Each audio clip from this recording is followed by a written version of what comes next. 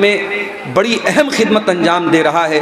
और मैं कई असातिज़ा से मिला जो बड़े पुराने और सीनियर आलिम हैं और जामिया सलफ़िया बनारस के हमारे मादर इल्मी के फ़ारिग़ हैं, वो इस इदारे में आज पढ़ा रहे हैं।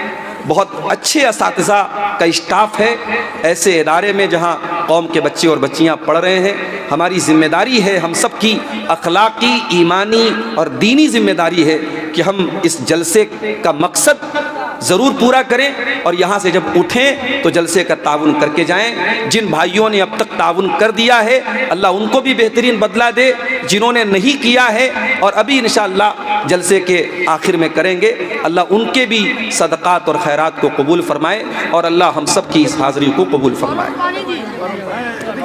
मेरे भाइयों,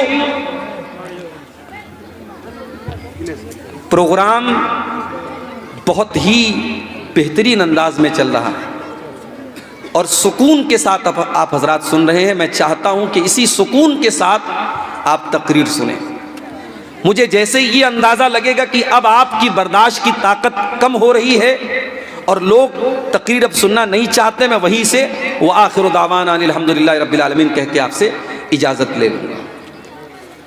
आज की इस तकरीर का जो मौजू मैंने चुना है उस मौजू का ताल्लुक समाज और कौम के उस तबके से है जो तबका समाज का सबसे अहम तबका है। जिस तरीके से हम ये देखते हैं कि किसी मकान को आप बहुत शानदार बना दें, अगर मकान की बुनियाद कमज़ोर है, अगर मकान की फाउंडेशन गर्म पानी है, थोड़ा ठंडा पानी,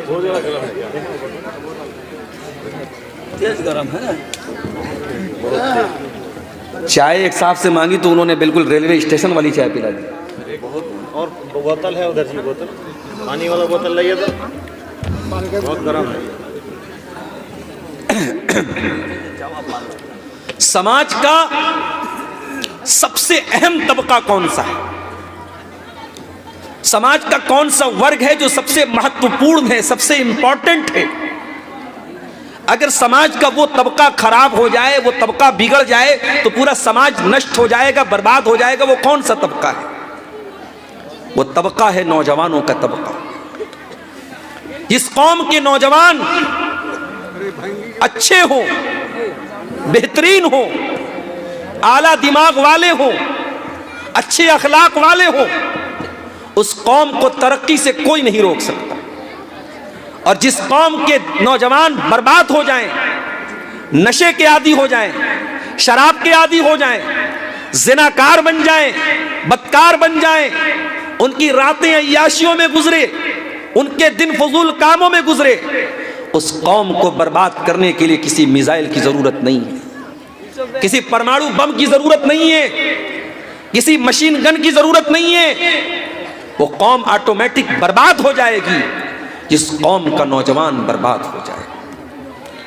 आज जब हम मुसलमान कौम के नौजवानों को देखते हैं मेरे प्यारे साथी, तो हमें हैरत होती है, अफसोस होता है और दिल दुखता है, कलेजा तड़पता है कि जिस कौम की आज हालत ये है कि हिंदुस्तान जैसे मुल्क में जहां करोड़ों की तादाद में हम रहते हैं, आज हालात ये हो चुके हैं कि हमारी जान, हमारा माल, हमारी इज्जत व आबरू, हमारे मदरसे, हमारी मस्जिदें सब दांव पर लगे हुए हैं। दुश्मन की बड़ी टेढ़ी निगाहें इन मदरसों के ऊपर हैं। कोई ये सोच करके गलत फहमी का शिकार न रहे कि भाई हम तो बिहार में हैं, हम तो झारखंड में हैं, हमारे यहाँ तो अभी कोई मसला नहीं है। बकरे की माँ कब तक खैर मनाएगी? कल तक जिन इलाकों में आज मदारिस और मसाजिद पर जुल्म व सितम हो रहा है, कल उन इलाकों के लोग भी ख्वाब खरगोश के मजे ले रहे थे और बेफिक्र थे और बिल्कुल उनको कोई चिंता नहीं थी कि हमारे साथ कुछ होगा। मगर आज इस्लाम के दुश्मनों को भी अंदाजा लग गया है कि इस्लाम अगर जिंदा है तो इन्हीं मदरसों से जिंदा है। जिस दौर में तालीम के नाम पर नौजवान अपने अल्लाह को भूल के बैठा है, ये मदरसे, यहाँ पढ़ने वाले बच्चे और बच्चियां, इनको मूलभूत जो सेवाएं हैं वो भी नहीं मिलती। कभी आप गौर कीजिए इन मदरसों का इंफ्रास्ट्रक्चर कैसा है। इन मदरसों की इमारतें कमजोर हैं। इन मदरसों में दिया जाने वाला खाना बहुत मामूली खाना है। ये मामूली और सादा खाना खाने वाले और कमजोर इमारतों में रहने वाले मदरसे के इन बच्चों और बच्चियों ने, इन्होंने इस्लाम की शमा को रोशन करके रखा है, इस्लाम की शमा को जिंदा करके रखा है। इस्लाम के दुश्मनों को खतरा है तो इन्हीं से खतरा है मेरे नौजवान। इसीलिए अल्लाह ताला कुरान करीम में बार बार नौजवानों की अहमियत को बयान करता है। बार बार अल्लाह ताला कुरान करीम में नौजवानी की अहमियत को हाईलाइट करता है। जो आयत करीमा मैंने आपके सामने पढ़ी ये सूरह रूम की, जरा उस आयत करीमा के ऊपर गौर कीजिए। अल्लाहुल्लज़ी खलक़कुम मिन ज़ुफ़िन सुम्मा जअल मिन बादि ज़ुफ़िन क़ुव्वतन सुम्मा जअल मिन बादि क़ुव्वतिन ज़ुफ़न व शैबा। मेरे बंदो, हमने तुमको कमजोर बनाया। तुम माँ के पेट से पैदा हुए तो कमजोर थे। तुम्हारा बचपन का सारा जमाना कमजोरी का जमाना था। ए भाई सुकून पैदा करो यार, क्यों बार बार डिस्टर्ब कर रहे हो? मतलब एक आवाज भी अगर तकरीर के दौरान आती तो डिस्टर्ब होता है, समझा करो इस बात। कोई बात बोलना है तो इशारे में बोल दो भाई, मत शोर मचाओ, अल्लाह के वास्ते खामोश रहो। हमने तुमको कमजोर बनाया, इतना कमजोर बनाया कि पैदा हुआ तो रोता हुआ तू दुनिया में आया था। इतना कमजोर बनाया, तुझे भूख लगती थी तब भी रोता था, प्यास लगती थी तब भी रोता था, बुखार होता था तब भी रोता था, पेट में दर्द होता था तब भी तू रोता था।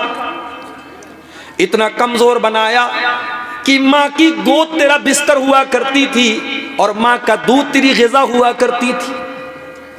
तुझे ये भी नहीं पता कि कहाँ पेशाब करना है, कहाँ लैट्रीन करना है। इतना कमजोर बनाया, तेरे हाथ को कोई जोर से पकड़ के खींच दे तो हाथ उखड़ जाए, तेरे पैर को कोई खींच दे तो पैर उखड़ जाए। इतना कमजोर बनाया। धीरे धीरे तू बड़ा होता चला गया। तू जमीन पर घुटनों के बल चलने लगा, फिर दीवार के सहारे चलने लगा, फिर माँ बाप की उंगली पकड़ करके चलने लगा। फिर थोड़ी सी तेरे अंदर ताकत आई।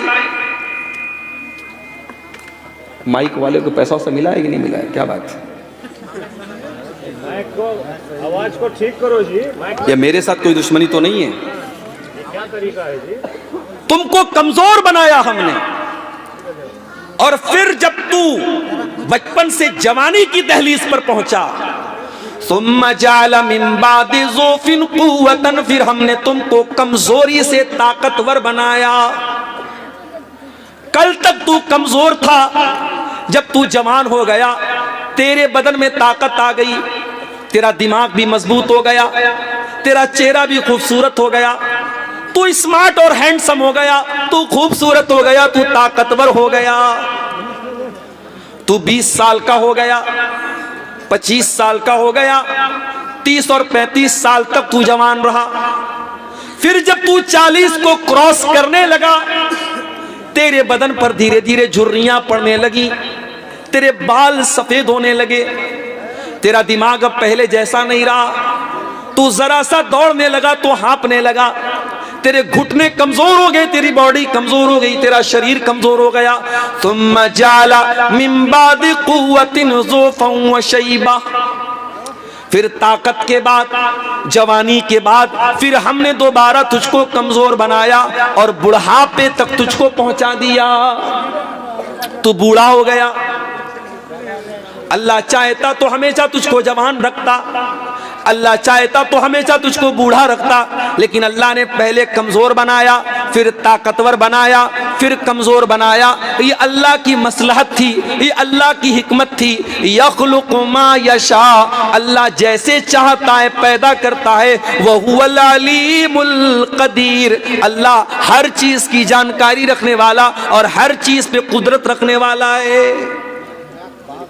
तो इंसान की पूरी जिंदगी में अगर ताकत का कोई दौर है, अगर एनर्जी का कोई दौर है, तो वो दौर मेरे अजीजों, मेरे भाइयों, जवानी का दौर है। इसीलिए हमारी शरीयत बार बार अपनी नौजवानी को हमें संभालने का हुक्म देती है, नौजवानी में गलत काम करने से हमें मना करती है। कुरान करीम में आप गौर कीजिए, इब्राहीम अलैहिस्सलाम का वाक़या अल्लाह ताला ने बयान किया। इब्राहीम अलैहिस्सलाम अल्लाह के खलील हैं, अल्लाह के पैगंबर हैं, अपनी कौम को तौहीद की दावत दे रहे हैं। और इब्राहीम अलैहिस्सलाम अपनी पूरी कौम को चैलेंज देते हैं, लअकीदन्न असनामकुम बाद अन तुवल्लू मुदबिरीन। ऐ मेरी कौम के लोगों, मैं तुम्हारे सारे बुतों को तोड़ डालूंगा, तुम्हारे बुतों के साथ बड़ा बुरा सलूक करूंगा। ये मजाक नहीं है मेरे भाइयों, ये आसान काम नहीं है। पूरी कौम को इतना बड़ा चैलेंज दे देना, पूरी कौम मुशरिक है, पूरी कौम बुतों की पुजारी है, और बुतों की पुजारी कौम को ये चैलेंज दे रहे हैं, तल्लाही लअकीदन्ना असनामकुम, मैं तुम्हारे बुतों के साथ बहुत बुरा सलूक करने वाला हूं। और एक दिन इब्राहीम अलैहिस्सलाम ने मौके को गनीमत जाना, और जब कौम के लोग अपने मेले ठेले में गए थे, इब्राहीम अलैहिस्सलाम जाते हैं और अपनी कौम के सबसे बड़े इबादत खाने में दाखिल होते हैं और उनके सारे बुतों को तोड़ देते हैं, सिवाय बड़े वाले बुत के, बड़े वाले बुत को छोड़ देते हैं। कौम के लोग जब मेले से वापस आते हैं, उन्होंने देखा हमारे माबूद के साथ ये हाल हो गया है। कालू मन फ़अल हाज़ा बिआलिहतिना इन्नहु लमिनज़्ज़ालिमीन, कहने लगे हमारे माबूदों के साथ ये सुलूक किसने किया है, जिसने भी किया है वो बहुत बड़ा जालिम है। कालू समिअना फतन यज़कुरुहुम युक़ालु लहू इब्राहीम, तो कौम के अंदर कुछ लोगों ने कहा एक नौजवान है जिसका नाम इब्राहीम है, उसी का ये काम है, उसी ने ये काम किया है। जरा गौर कीजिएगा मेरे नौजवान साथी, आज हमारा नौजवान वैलेंटाइंस डे पर गुलाब का फूल बांट रहा है, कार्ड बांट रहा है, मैसेजेस कर रहा है। आज हमारा नौजवान कहां खड़ा है और इब्राहीम अलैहिस्सलाम जैसा नौजवान कहां खड़ा था? जरा डिफरेंस देख लो, जरा फर्क देख लो मेरे प्यारे साथियों। इब्राहीम अलैहिस्सलाम को बुलाया गया, अंत फ़अलत हाज़ा बिआलिहतिना या इब्राहीम, ऐ इब्राहीम क्या तूने हमारे माबूदों के साथ ये सलूक किया है? इब्राहीम अगर चाहते साफ साफ बोल देते हाँ मैंने ये काम किया है, मगर इससे मसला हल ना होता, मसला और खराब हो जाता। इब्राहीम अलैहिस्सलाम ने साफ साफ नहीं कहा, बल्कि कहा बल फ़अलहु कबीरुहुम हाज़ा फ़सअलूहुम इन कानू यंतिकून। कहा कि अरे भाई सारे बुत टूट गए, बड़ा वाला बचा है, बड़े वाले से पूछ लो, इसी ने तोड़ा होगा, इनसे पूछ लो। अब यहां ऐसा लग रहा है कि इब्राहीम अलैहिस्सलाम झूठ बोल रहे हैं, मगर हकीकत में ये झूठ नहीं बोला उन्होंने। उनके कहने का मकसद ये था कि इन बुतों को उसने तोड़ा है जो इनसे बड़ा था, और इनसे बड़ा मैं था, मेरे हाथ में ताकत थी, मैंने तोड़ा था। मगर साफ साफ नहीं बोला, कौम के लोगों को डॉज दे दिया, उनको घुमा दिया, कहा भाई बड़े वाले से पूछो, इसने तोड़ा होगा।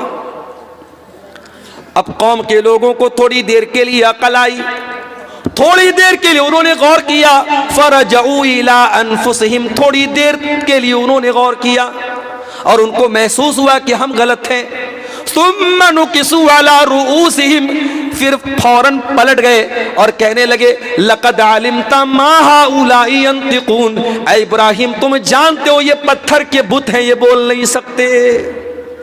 काला उफ़्फ़िल लकुम वलिमा ताबुदून मिन दूनिल्लाह, का अफसोस है तुम्हारे अकल के ऊपर, तुम अल्लाह को छोड़कर ऐसी चीजों की इबादत करते हो जो बोल नहीं सकते, जो बात नहीं कर सकते, जो नफा नहीं पहुंचा सकते, जो नुकसान नहीं पहुंचा सकते, ऐसी चीजों की तुम इबादत करते हो। अब इब्राहीम अलैहिस्सलाम ने अपनी दलील पेश कर दी और सामने जो मुशरिक कौम थी उसके सामने ये प्रूफ कर दिया कि पत्थर के बुत इबादत के लायक नहीं है, इनकी इबादत करना पागलपन है, इनकी इबादत करना बेवकूफ़ी है। अब सामने वाले के पास दलील का जवाब दलील से नहीं था, और दुनिया का उसूल है जब दलील का जवाब दलील से न मिले तो सामने वाले के साथ ज्यादती करो। अभी आपको मालूम है शबे बारात के हलवे पर एक ताज़ा दलील क्या आई है, शायद आपने वीडियो देखा होगा। एक मौलवी साहब शबे बारात के हलवे की दलील क्या दे रहे हैं। बोले साहब ये लोग पूछते हैं कि हलवा कहाँ है, किताब में दिखाओ। अरे हलवा किताब में थोड़ी मिलेगा, हलवा तो कढ़ाई में मिलेगा। अब पब्लिक बेचारी हंस रही है, आहा सुभान अल्लाह माशाअल्लाह। ये तो दलील है। इस सादगी पे कौन न मर जाए ऐ खुदा, लड़ते हैं और हाथ में तलवार भी। हलवा खाना है तो खा तू, मगर कुरान को बदनाम न कर, हदीस को बदनाम न कर, शरीयत को बदनाम न कर। दलील का जवाब दलील से दे। हम तो साफ बोलते हैं हलवा खाना गलत नहीं है, मगर हलवे को इस्लाम से जोड़ना, शरीयत से जोड़ना, नबी से जोड़ना, ये गलत है। हम इसलिए शब बारात के हलवे के खिलाफ हैं। इब्राहीम अलैहिस्सलाम की कौम के पास जब दलील का जवाब दलील से नहीं था तो क्या कहा उन्होंने, कालू हर्रिकूहु वंसुरू आलिहतकुम इन कुंतुम फाइलीन। कहा कि जला डालो इब्राहीम को जला डालो। अगर अपने माबूदों की मदद करना है तो इसको जला दो, खत्म कर दो। चुनांचे बहुत बड़ी आग तैयार की गई। अकेले इब्राहीम को जलाने के लिए इतनी बड़ी आग तैयार की गई, पूरा गांव जलाया जा सकता था, पूरा इलाका जलाया जा सकता था, इतनी बड़ी आग तैयार की गई। लेकिन जब इब्राहीम को आग में डाला जाने लगा, इब्राहीम की पेशानी पर कोई बल ना आया, इब्राहीम के चेहरे पर कोई घबराहट नहीं आई। इब्राहीम अल्लाह की तौहीद के लिए आग में डाले जा रहे हैं। इब्राहीम के चेहरे पर सुकून है, उनकी पेशानी पर सुकून है, और इब्राहीम की ज़बान पर बस एक ही जुमला है, हस्बी अल्लाहु व निअमल वकील। अल्लाह मेरे लिए काफ़ी है, और अल्लाह से बेहतरीन मदद करने वाला कौन है, अल्लाह से बेहतरीन कारसाज कौन है। ये दुआ पढ़ते हुए और ये जिक्र पढ़ते हुए इब्राहीम अलैहिस्सलातु वस्सलाम आग में चले गए। अल्लाह चाहता बारिश बरसा देता, आग बुझ जाती। अल्लाह चाहता हवा चला देता, आग बुझ जाती। अल्लाह चाहता इब्राहीम को आग में जाने ही न देता, बीच में से इब्राहीम बच जाते। मगर अल्लाह ताला को अपनी कुदरत आज अलग तरीके से दिखाना था।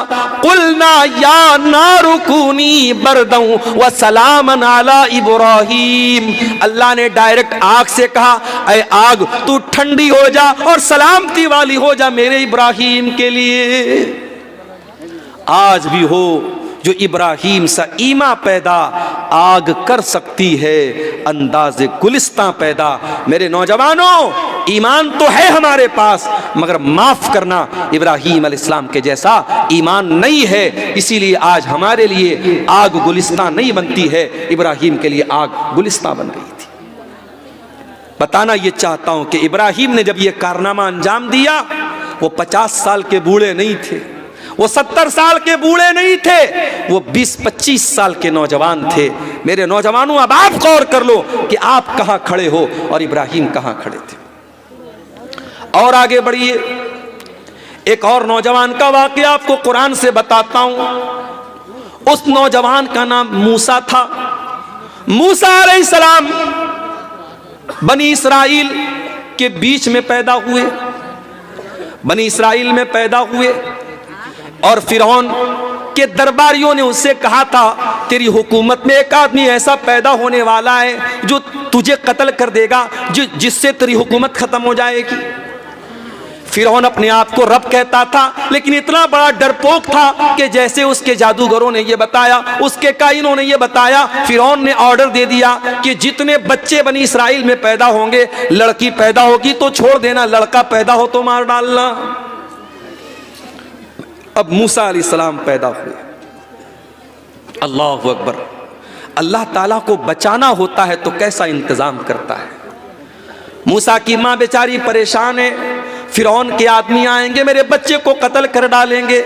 अल्लाह ने फरमाया कि ऐ मूसा की माँ, अपने बच्चे को तू संदूक में रख दे, फ़अल्क़ीही फ़िल यम्मी, और उसको पानी में डाल दे, वला तखाफी वला तहज़नी, और ऐ मूसा की माँ, तुझे डरने की जरूरत नहीं है, तुझे गमगीन होने की जरूरत नहीं है। इन्ना रादूहु इलैकी व जाइलूहु मिनल मुरसलीन, तेरा बेटा हम तुझे वापस दिलाएंगे और तेरे बच्चे को रसूल बनाएंगे। माँ ने कलेजे पर पत्थर रखा और अपने दूध पीते बच्चे को पैदा होने के बाद एक संदूक में रखा और संदूक को पानी में डाल दिया। संदूक पानी में जा रहा है। मूसा अलैहिस्सलाम अल्लाह के हुक्म से उस संदूक के अंदर पानी में तैर रहे हैं और मूसा अलैहिस्सलाम की जो बहन है वो साइड साइड से जा रही है। वो देखना चाह रही है कि मेरे भाई के साथ क्या होता है। ओ बहनों वालों, ओ जिनके घरों में बहनें, अपनी बहनों का ख्याल किया करो। बहनें, बहन से ज्यादा प्यार करने वाली हस्ती माँ के बाद सबसे ज्यादा ख्याल करने वाली बड़ी बहनें होती हैं। या मूसा की बड़ी बहन उनका कितना ख्याल रख रही है। जिनकी बहनें जिंदा हैं, अल्लाह उनकी बहनों को सलामत रखे। बहन भाई का प्यार भी बड़ा आला प्यार होता है। बड़े जालिम हैं वो लोग। अभी एक इलाके में मेरी तकरीर थी, एक मौलाना साहब मेरे कान में आके कहने लगे, मौलाना जरा एक मौजू आपको देता हूँ, एक बात बताता हूँ, जरा तकरीर में बोलिएगा। मैंने कहा क्या बात है। बोले माँ का इंतकाल हो गया है, जवान बहन है और भाई जवान बहन को माँ के मरने के बाद बेचारी अकेली है, बात बात पे मारता और पीटता है। जरा इस पर आप तकरीर में बोल दीजिएगा। वल्लाह बताता हूँ बड़ी दिल को तकलीफ पहुंची कि आज ऐसे भी जालिम भाई हैं जो बहनों पर हाथ उठाते हैं। माफ करना मेरे प्यारे साथियों, बहनें प्यार की चीज होती हैं, मोहब्बत की चीज होती हैं। बहनों पर जुल्म और सितम करने वाले बड़े बुज़दिल और बड़े डरपोक और बड़े कायर किस्म के लोग होते हैं। मूसा अलैहिस्सलाम जा रहे हैं और उनकी बहन वो साइड साइड से देख रही है कि मेरा भाई कहाँ जा रहा है। जब ये संदूक पहुंचा है, कहाँ पहुंचा? फिरौन के महल के पास पहुंचा और फिरौन की बीवी ने अपने बरामदे से देखा कि पानी में संदूक जा रहा है, तो अपनी किसी लौंडी से कहा कि जाओ जरा देखो संदूक में क्या है। संदूक को खोला गया, उसमें खूबसूरत सा बच्चा है मूसा अलैहिस्सलाम। फिरौन की बीवी ने बच्चे को गले लगाया। फिरौन की बीवी बेऔलाद थी। फिरौन इतना बड़ा आदमी था, अपने आप को रब कहता था, मगर अपनी बीवी को बच्चा नहीं दे पाया। अपने आप को रब कहता था और अपनी बीवी को बच्चा नहीं दे पाया। ऐसे ऐसे तो रब गुजरे दुनिया में, अपनी बीवी को औलाद नहीं दे पाया, बेऔलाद था फिरौन। तो उसकी बीवी ने अपने शौहर से कहा, ला तक़्तुलूहु असा अन यनफ़अना औ नत्तख़िज़हु वलदा। ऐ मेरे सरताज, ऐ मेरे शौहर, आपका ऑर्डर है कि जहां छोटे बच्चे पाए जाए उनको कत्ल कर दिया जाए। इस बच्चे को कत्ल ना करना, इसको हम अपना बच्चा बना लेते हैं, ये आगे चल कर के हमारे काम आएगा। फिरौन बहुत बड़ा जालिम था, किसी की बात नहीं मानता था, मगर अपनी मोहतरमा की बात मान गया, अपनी बीवी की बात मान गया। पता ये चला कि बीवी के अंदर वो ताकत है जो फिरौन से भी अपनी बात मनवा सके। इसलिए बीवी वालों होशियार हो जाओ। अगर कोई इंसान फिरौन से भी बड़ा जालिम होगा तो वही इंसान अपनी बीवी को ढंग से नहीं रख पाएगा, वरना फिरौन जैसे जालिम को भी पता है कि बीवी से पंगा लेना मुनासिब, बोलो भाई, नहीं है। और बड़ा मशहूर लतीफ़ा है कि एक साहब ने, उनकी बीवी बहुत परेशान करती थी उनको, शक करती थी उनके ऊपर। जब कहीं बाहर जाते फ़ोन करके पूछने लगती, कहाँ हैं आप, कहाँ हैं आप। तो एक मर्तबा बीवी मायके चली गई। अब मायके जा कर के बार बार फ़ोन कर रही है, कहाँ हैं आप। तो शौहर कह रहे हैं कि मैं घर पर हूँ। तो कह रही है कि कैसे मैं मान लूँ कि आप घर पे हैं। एक काम कीजिए, आप किचन में जाइए और जो मिक्सर है, मिक्सर को आप चालू करके दिखाइए, तब मैं मानूंगी, वीडियो कॉल पे आप दिखाइए। तो शौहर ने जो है मिक्सर की आवाज़ सुना दी उसको फ़ोन के ऊपर, तो वो मुतमईन हो गई कि चलो ठीक है, इसका मतलब कि शौहर घर पे है। दूसरे दिन फिर फ़ोन किया, कहाँ हैं आप, कहा घर पे हूँ, कहा मिक्सर चला के सुनाइए। फिर उन्होंने मिक्सर को चला के सुना दिया। तीसरे दिन बीवी अचानक सरप्राइज देने के लिए घर आई तो शौहर गायब था और छोटा बच्चा वहीं घर में खेल रहा था। बोला तेरे अब्बू कहाँ गए? बोले 3 दिन से मिक्सर लेके गायब है। तो बीवियों को कंट्रोल करना इतना आसान काम नहीं है। जब फिरौन जैसे जालिम की नहीं चली तो हमारी और आपकी क्या चलेगी। उसको भी बात माननी पड़ी, कहा ठीक है, अगर तू कहती है तो चल मैं इस बच्चे को पाल लेता हूं। और बाद में वही बच्चा मूसा अलैहिस्सलाम बनता है। लंबा वाकया है, मैं उस वाकये की तरफ नहीं जाता हूं। मूसा अलैहिस्सलाम जवान हुए और अल्लाह ताला ने उनको जिस्मानी एतबार से भी ताकतवर बनाया था। मूसा अलैहिस्सलाम ने देखा कि उनकी कौम का एक इंसान और फिरौन की कौम का एक इंसान दोनों आपस में लड़ रहे थे।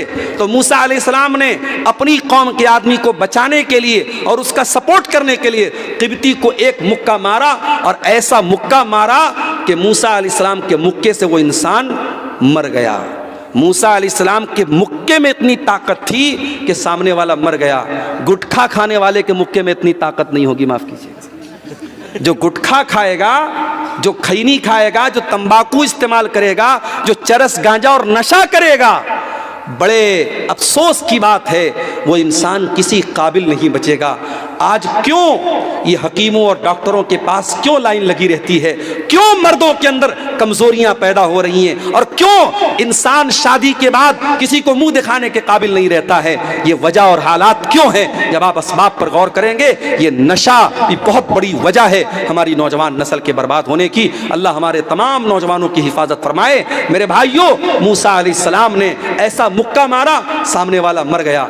अब मूसा अलैहिस्सलाम वहां से अपनी जान बचा के, उनको ये डर हुआ कि कहीं मेरे खिलाफ मौत का फैसला ना आ जाए, वहां से अपनी जान बचा करके मूसा अलैहिस्सलाम मदियन पहुंचे। और जब मदियन पहुंचे तो वहां मूसा अलैहिस्सलाम एक पेड़ के नीचे बैठे हुए थे, और वहीं पर एक कुआं था, और कुएं के पास लंबी लाइन लगी थी, लोग अपनी अपनी बकरियों को पानी पिला रहे थे। मूसा अलैहिस्सलाम ने देखा कि दो औरतें खड़ी हैं, दो औरतें खड़ी हैं जो पीछे खड़ी हैं, लाइन से हट करके खड़ी हैं, मर्दों की लाइन से अलग खड़ी हैं। उनके हाथ में भी बकरियां हैं, वो अपनी बकरियों को पानी पिलाना चाहती हैं, मगर मर्दों की लाइन से अलग खड़ी हैं। मूसा अलैहिस्सलाम ने जाकर के पूछा, मा खतबुकुमा, क्या बात है, तुम लोग लाइन से अलग क्यों हो? कालता ला नुस्की ला नस्की हत्ता युस्दिर रिया।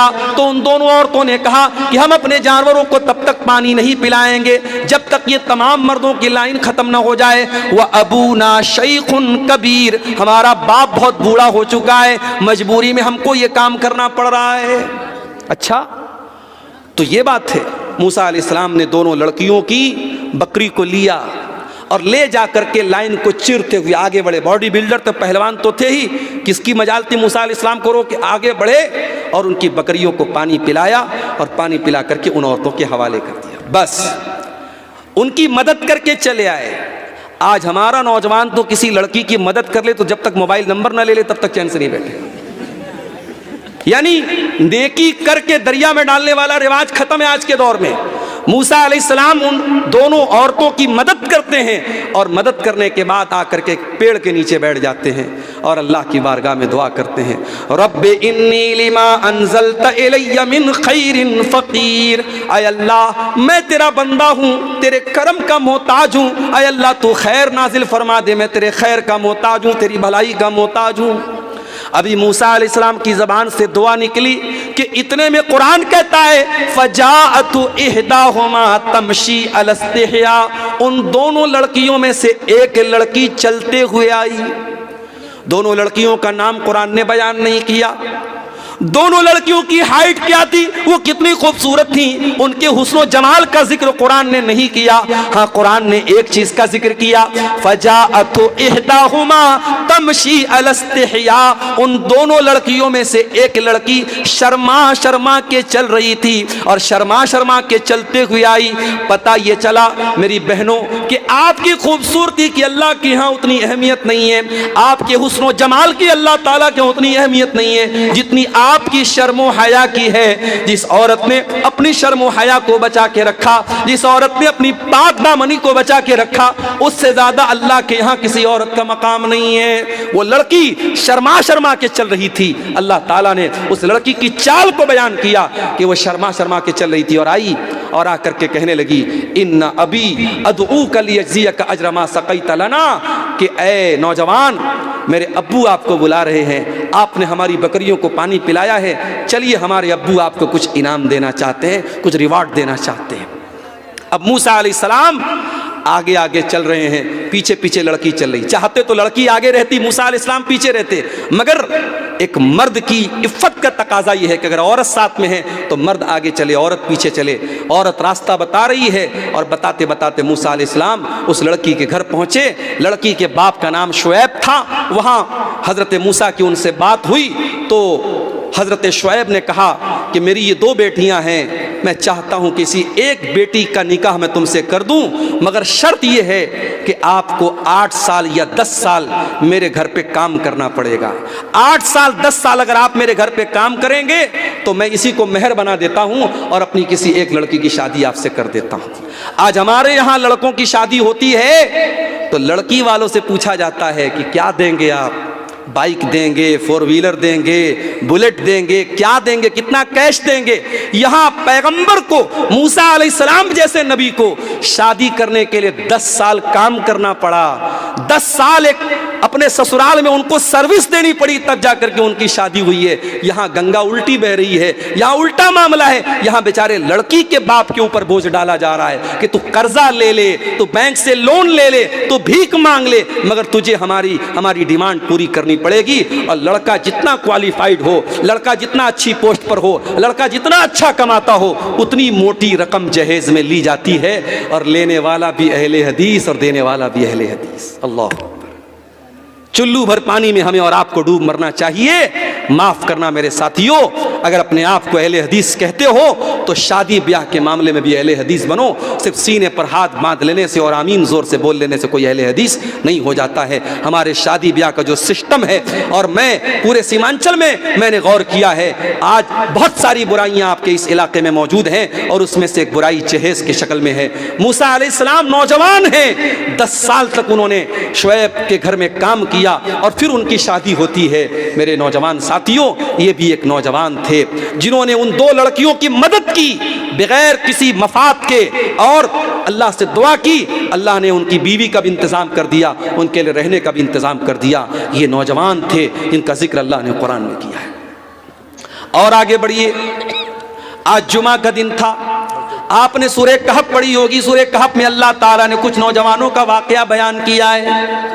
इन्नहुम फित्यतुन आमनू बिरब्बिहिम वज़िदनाहुम हुदा।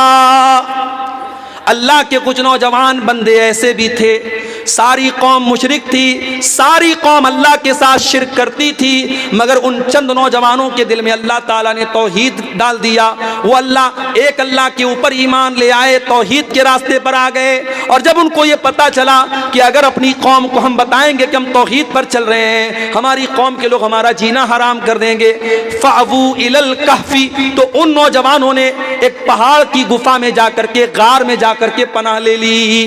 वो अच्छे बाप की औलाद थे, बड़े बाप की औलाद थे, हवेलियों में रहते थे, महलों में रहते थे, लेकिन अपने ईमान को बचाने के लिए, अपनी तौहीद को बचाने के लिए उन नौजवानों ने अपने बाप का महल छोड़ दिया, अपनी माँ की हवेली छोड़ दी और पहाड़ की गुफा में जाकर के पनाह ले ली। और पहाड़ की गुफा में जाकर के 309 साल तक वो सोए रहे। अल्लाह ताला ने 309 साल तक उनको सुला के रखा। ये पूरा वाकया अल्लाह ताला ने बयान किया है। और एक चीज को अल्लाह ताला ने हाईलाइट किया है, इन्नहुम फित्यतुन आमनू बिरब्बिहिम, कि ये चंद नौजवान थे जिन्होंने इतना बड़ा कारनामा अंजाम दिया। पता ये चला मेरे नौजवान भाइयों कि अल्लाह की तौहीद के लिए अपने बाप का महल छोड़ देना और ऐशो आराम छोड़ देना ये आसान काम नहीं है, ये एक नौजवान ही कर सकता है। मेरे प्यारे नौजवान साथियों, जरा असहाबे कहफ को अपने सामने रखो और सोचो कि वो कहां खड़े थे और हम कहां खड़े हैं। वो अपनी तौहीद और ईमान को बचाने के लिए कहां चले गए और आज हम कहां खड़े। आज हमारे पास खबरें आती हैं, मीडिया के अंदर न्यूज आती है कि झारखंड की राजधानी रांची के अंदर एक लड़की जिसका नाम नुसरत जहां था, मुसलमान लड़की थी, 5 टाइम की नमाज पढ़ने वाली लड़की थी, दीनदार फैमिली से उसका ताल्लुक था। फेसबुक पर एक लड़के से दोस्ती होती है, एक गैर मुस्लिम लड़के के साथ उसको इश्क व मोहब्बत का बुखार चढ़ता है। वो गैर मुस्लिम लड़का उसके सामने शर्त रखता है कि तुम मुझसे प्यार करती हो तो अपने माँ बाप को छोड़ के भाग करके मेरे पास आना पड़ेगा। वो लड़की अपने माँ बाप की इज्जत को दांव पे लगा लेती है और लड़के के साथ भाग के शादी करती है, कोर्ट मैरिज करती है। और इतना ही नहीं, अपना धर्म परिवर्तन भी कर लेती है, इस्लाम को छोड़ देती है और नुसरत जहां से निशा सिंह बन जाती है। और मीडिया में बाकायदा उसकी खबरें आती हैं। कि अफसोस की बात नहीं है मेरे भाइयों, ये पूरी कौम के चेहरे पर थप्पड़ है और पूरी कौम की गैरत को ललकारने वाली बात है कि आप अपनी बच्चियों को, अपनी जवान बेटियों को ईमान की और तौहीद की अहमियत नहीं बता सके और एक लड़के के प्यार के चक्कर में आपकी कौम की बच्चियां आज अपने दीन और ईमान का समझौता कर रही हैं। आज मुंबई जैसे शहरों में और दिल्ली जैसे शहरों में चले जाओ, किसी पिकनिक स्पॉट पर, किसी पार्क में, किसी होटल में आपको कितनी बुर्का पहनने वाली लड़कियां गैर मुस्लिम लड़कों के साथ गुलछर्रे उड़ाती हुई नजर आ जाएंगी। ये मनाजिर देखने की अब आंखों को आदत हो गई है, ये आंखें आदी हो गई हैं इन मनाजिर की। शर्म आती है, गैरत आती है, मगर गैरत जिस चीज का नाम था वह आज हमारे घरों से रुखसत हो गई है। मेरे प्यारे साथियों, मेरे नौजवानों, सबसे पहले तो अपनी तौहीद की हिफाजत करो, अपने ईमान की हिफाजत करो। याद रखो मेरे नौजवानों, आप सुपौल के जिस इलाके में रहते हैं, नेपाल की बॉर्डर से सटा हुआ ये इलाका, मुझे बाज़ लोगों ने बताया कि 2008 में गालिबन यहाँ बहुत बड़ा सैलाब आया था। उसके बाद से अल्हम्दुलिल्लाह ये इलाका बहुत तरक्की पर है, मगर अभी भी बहुत सारे मामलात में आपका इलाका पिछड़ा हुआ है। लेकिन हाँ, टापू का ये इलाका जाना जाता है कि हाँ, मुसलमानों का एक बड़ा बेल्ट है, मुसलमानों की एक बड़ी आबादी है। आपके घर कमजोर होंगे, आपका लाइफ स्टाइल कमजोर होगा, आपके घर में गुर्बत होगी, मैं मानता हूं, लेकिन अगर ईमान बचा के लेके चले गए, तौहीद बचा के लेके चले गए, तो याद रखिए मेरे प्यारे साथियों, हम उन करोड़पतियों से बेहतर हैं जिनके पास ईमान की दौलत नहीं है।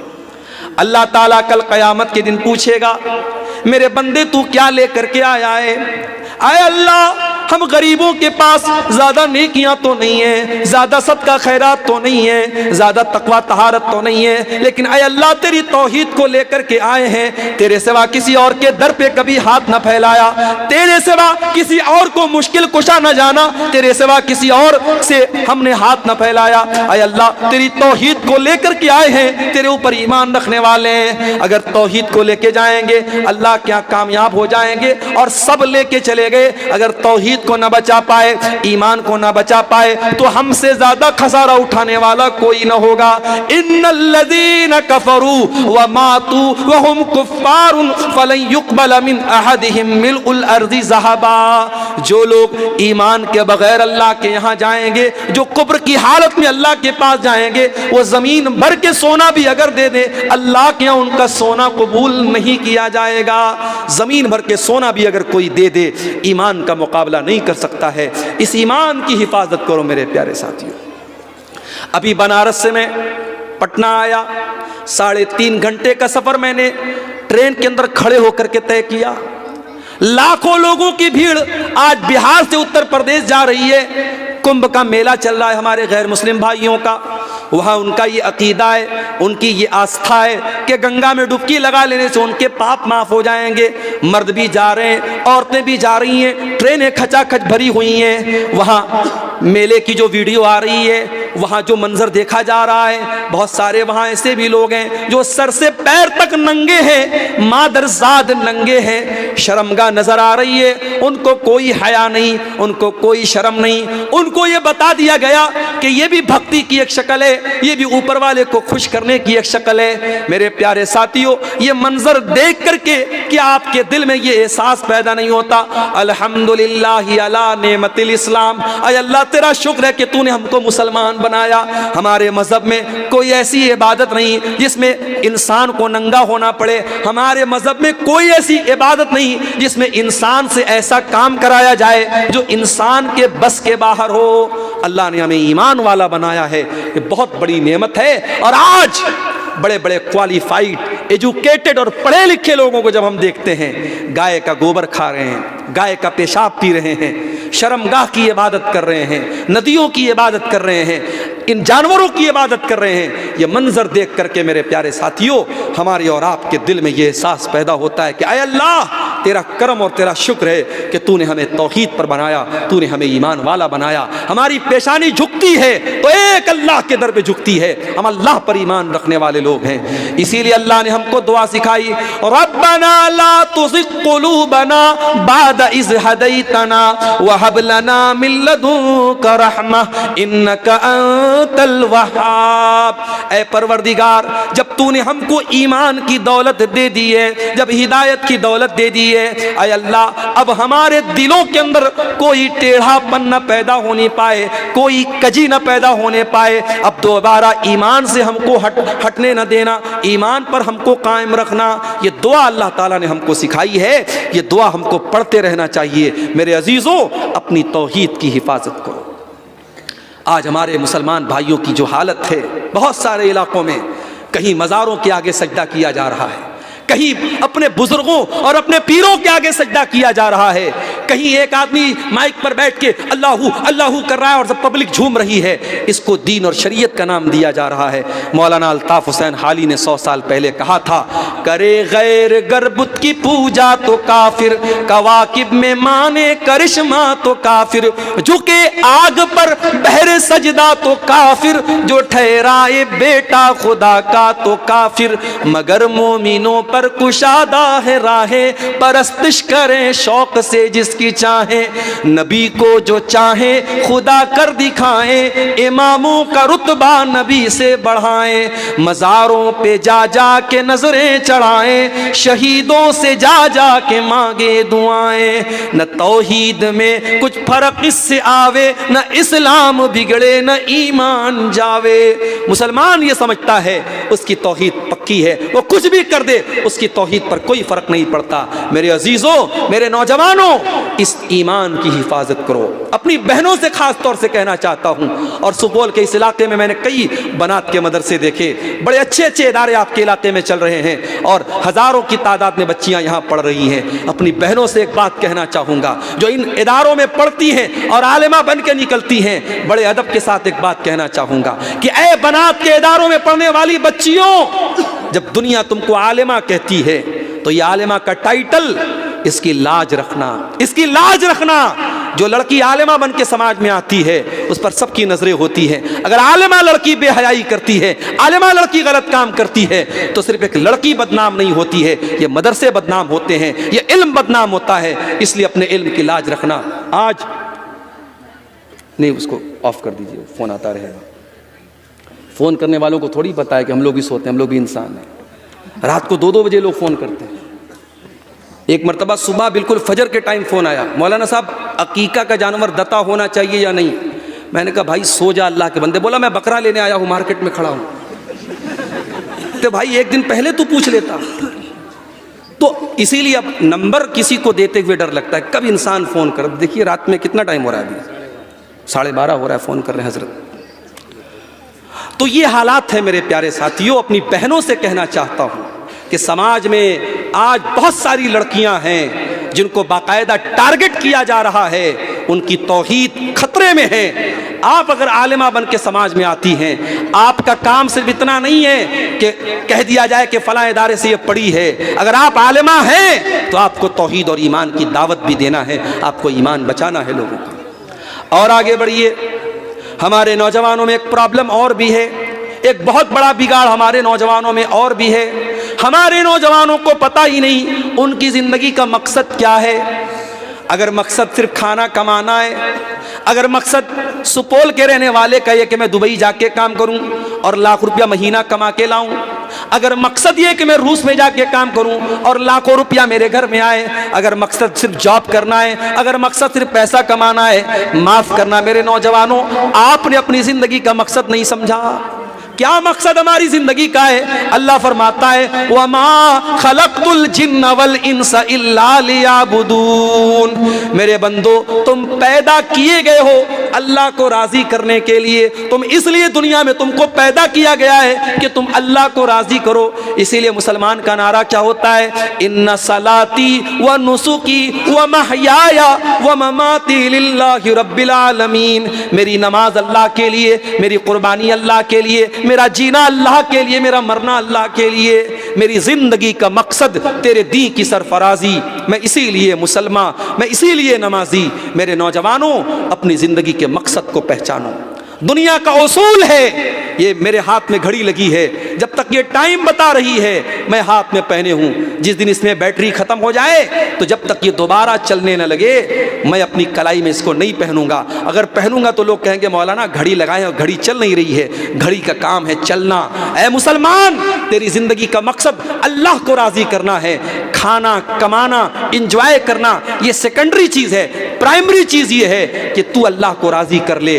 मेरे नौजवान साथियों, अपनी ज़िंदगी के मकसद को पहचानो, अल्लाह को राज़ी करो और आगे बढ़िए। हमारे नौजवानों में एक बहुत बड़ा बिगाड़ हम ये भी देख रहे हैं कि वो धीरे धीरे दुनिया परस्त होते चले जा रहे हैं। उनकी जिंदगी का मकसद सिर्फ दुनिया कमाना है और आखिरत की उनको कोई चिंता नहीं है। आज जुमा का दिन था, आप मस्जिद में गए होंगे, इमाम साहब ने जुमा की नमाज पढ़ाई होगी। पहली रकात में इमाम साहब ने सूरह आला पढ़ी होगी।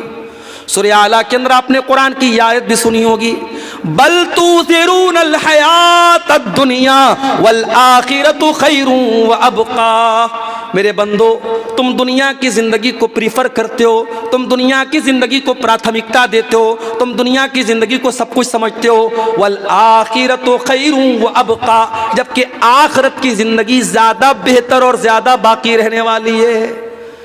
अगर आपका मकसद दुनिया में अच्छा मकान बनाना है, अरे जन्नत के महलों के सामने इस मकान की क्या हैसियत है। अगर आपका मकसद दुनिया में खूबसूरत बनना है, अरे जन्नत की खूबसूरती के मुकाबले में दुनिया की खूबसूरती क्या चीज़ है। अगर आपका मकसद दुनिया में किसी औरत को हासिल करना है, अरे जन्नत की हूरों के सामने दुनिया की औरतों की क्या हैसियत है।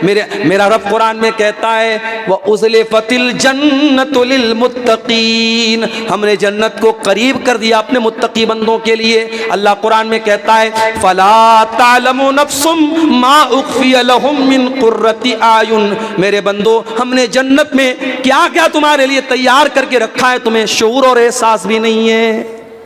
आखिरत की तैयारी करो मेरे प्यारे साथियों। हमारे नौजवानों की एक प्रॉब्लम और भी है, बेहयाई दिन ब दिन बढ़ रही है। कल तक जो चीजें ऐब मानी जाती थी, आज वो धीरे धीरे आम होती चली जा रही हैं। कल पूरे गांव में अगर किसी के बारे में हम ये सुनते थे फला लड़के का फला लड़की के साथ अफेयर हो गया, तो बहुत बड़ी बात मानी जाती थी, बहुत बड़ा ऐब माना जाता था। लोग ताना मारते थे, बुरा भला कहते थे। आज मोबाइल का दौर आ गया, आज हालात ये हो गए कि आज कौन सा लड़का इससे महफूज है और कौन सी लड़की इससे महफूज है, ये सोचना पड़ता है। बुराई इस कदर आम हो गई मेरे प्यारे भाइयों कि आज मोबाइल के जरिए बड़ी तेजी से पूरे समाज को बेहया बनाया जा रहा है। अल्लाह के प्यारे नबी फरमाते हैं अल हयाउ वल ईमान कुरना जमिया, हया और ईमान दोनों का चोली दामन का साथ है। हया और ईमान हमेशा साथ साथ रहते हैं। अगर हया निकल जाएगी तो ईमान निकल जाएगा, ईमान निकल जाएगा तो हया निकल जाएगी। अभी यूट्यूब पर एक कॉमेडियन ने इतनी गंदी बात बोली है कि आज जो लोग बेहयाई का काम करते वो भी कह रहे यार ये बहुत गंदी बात है। कॉमेडी के नाम पे इतनी गंदी और फहश बातें आज नौजवानों के सामने पेश की जा रही है। अल्लाह की पनाह है। चाहे आप फेसबुक देख लें, चाहे आप इंस्टाग्राम देख लें, हर जगह गंदगी को भर दिया गया है। और बहुत सारे हमारे नौजवान लड़के इस तरीके की रील्स को, इस तरीके के वीडियोस को अपनी फेसबुक के ऊपर शेयर करते हैं, इंस्टाग्राम पर अपने दोस्तों को शेयर करते हैं। कान खोल करके सुन लो, अगर बेहयाई की किसी बात को आपने शेयर किया है तो क़यामत के दिन उसका अंजाम भुगतने के लिए तैयार रहना। इन्नल्लज़ीना युहिब्बूना अन तशियल फाहिशतु फिल्लज़ीना आमनू लहुम अज़ाबुन अलीमुन फिद दुनिया वल आखिरा। जो लोग मुसलमानों के दरमियान बेहयाई को फैलाते हैं उनको दुनिया में भी दर्दनाक अज़ाब मिलेगा और आखिरत में भी दर्दनाक अज़ाब मिलेगा।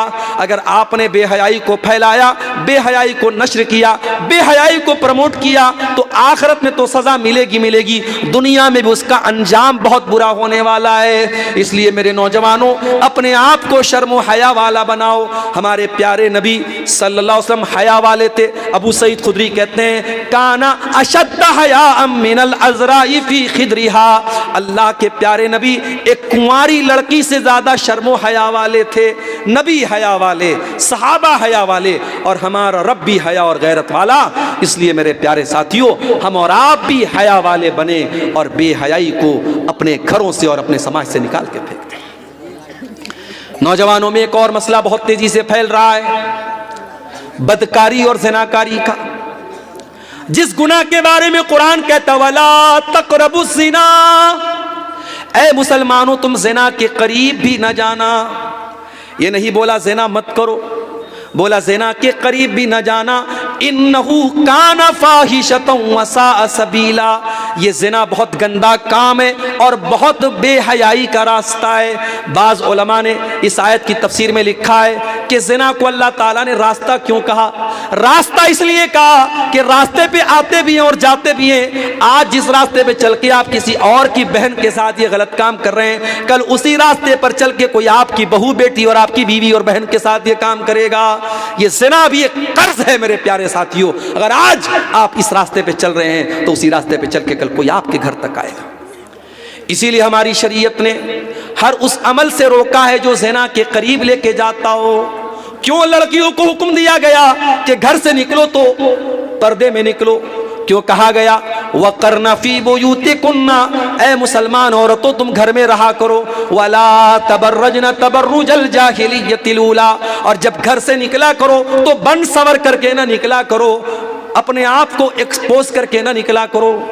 माफ़ करना, अब तो नकाब भी ऐसे ऐसे आते हैं कि नकाब भी औरत को एक्सपोज कर रहे हैं। आपके देहातों में मैंने देखा नकाब के ऊपर बाकायदा लाइट लगी हुई है। अब कोई पूछे कि अल्लाह की बंदी तू लाइट लगा के क्यों घूम रही है?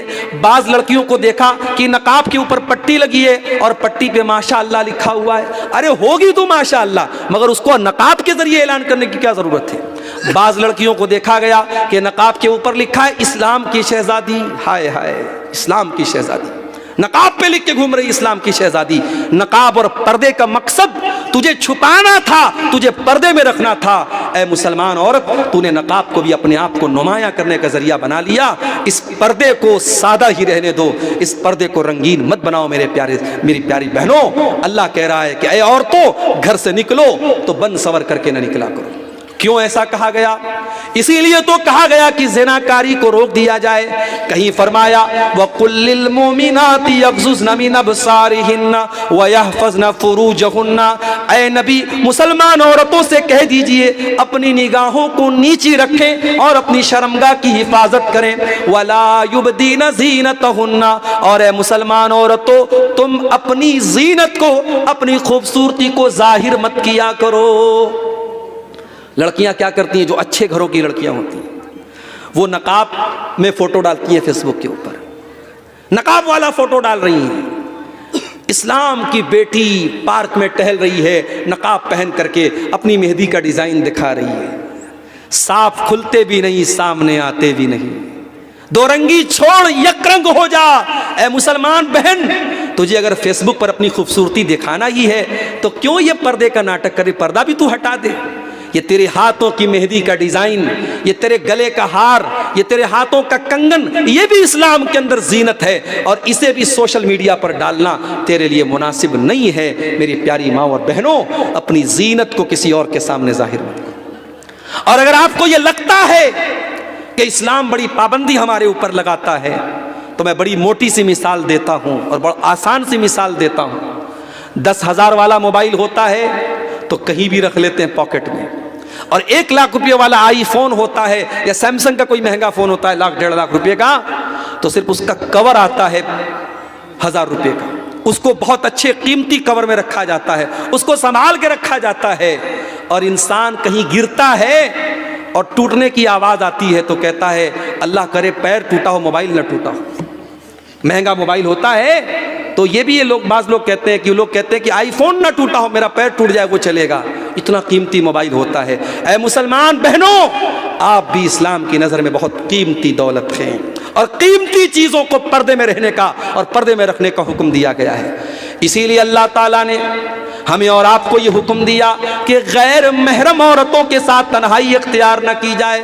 अल्लाह के प्यारे नबी फरमाते हैं कि जब कोई औरत तन्हाई में होती है, जब कोई औरत तन्हाई में होती है, इल्ला वसालिसुहुम शैतान, जब एक मर्द और एक औरत तन्हाई में होते हैं तो तीसरा वहां पर शैतान होता है। ला यखलुवन्ना रजुलुन बिइम्रातिन, जब कोई मर्द किसी औरत के साथ अकेले में होता है तो तीसरा शैतान होता है।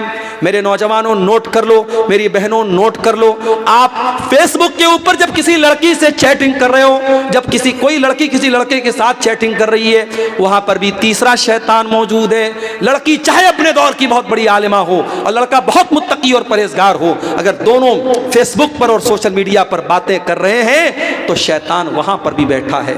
और अभी जो मैंने वाकया बयान किया निशा सिंह नाम की एक लड़की का, जो नुसरत जहां से निशा सिंह बन गई, फेसबुक की चैटिंग के जरिए ही ये मामला हुआ है। आज सोशल मीडिया पर होने वाली बातचीत जिनाकारी की अड्डे तक पहुंचा देती है।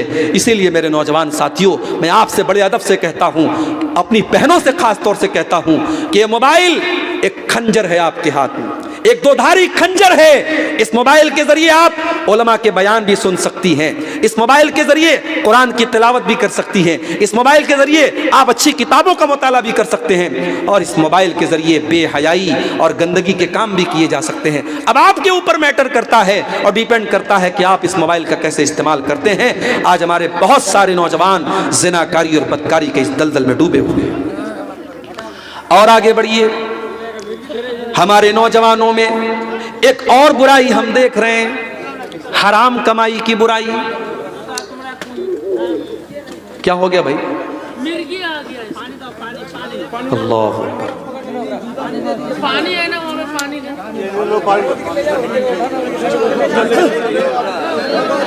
चलिए कोई बात नहीं, हो जाएंगे, ठीक हो जाएंगे इंशाल्लाह। आप लोग बैठिए, बैठिए सुकून से। आप लोग बैठ जाइए भाई, बैठ जाइए, सभी बैठ जाइए।